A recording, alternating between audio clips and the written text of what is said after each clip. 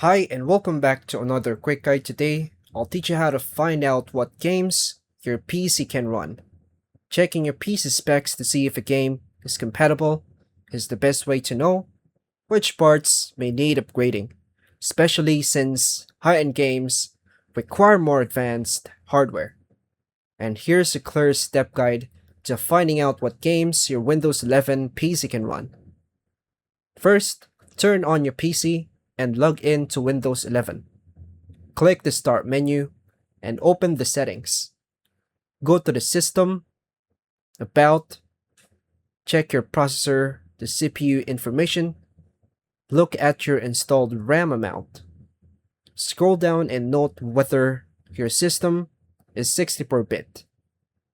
Press Windows plus X and select Device Manager. Expand Display Adapters to see your graphics card, the GPU. Now press Windows plus R, then type the codes, link in the description below, then press Enter. Review details under the System and Display tabs. Open a browser and search for Can You Run It? PC Game Checker.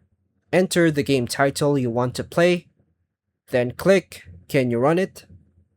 Then allow the site to scan your PC or compare specs manually, or check the results to see if your PC meets minimum or recommended requirements.